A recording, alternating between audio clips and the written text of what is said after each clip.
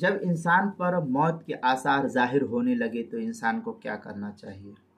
چنانچہ جب انسان پر، میت پر موت کے آثار ظاہر ہونے لگے تو اس کے پاس قدر بلند آواز سے کلمہ شہادت، کلمہ طیبہ پڑھا جائے، لا الہ الا اللہ محمد الرسول اللہ، اشہد ان لا الہ الا اللہ، اس طریقے سے جو ہے وہ اشہد ان محمد عبدہ و رسول وغیرہ جو ہے کلمہ شہادت، کلمہ طیبہ وغیرہ کو پڑھتے رہنا چاہیے، مگر اس سے کلمہ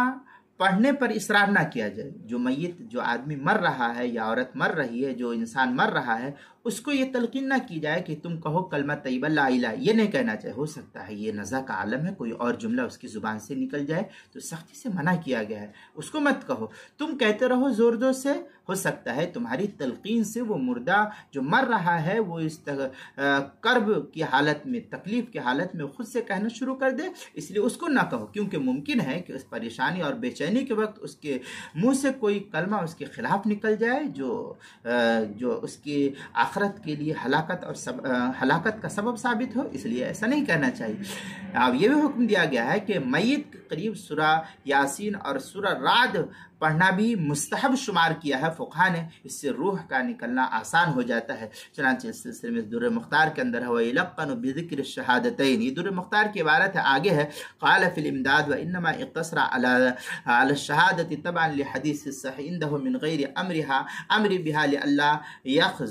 یزجر، اس طریقے کی عبارت جو ہے سورہ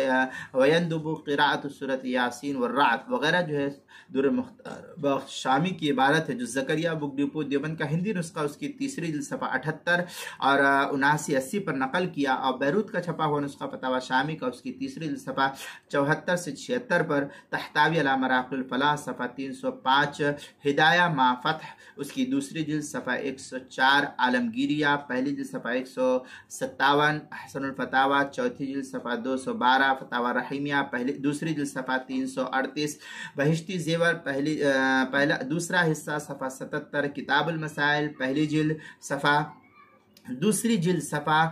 45 اور 46 پر بھی اس کو نقل کیا گیا ہے۔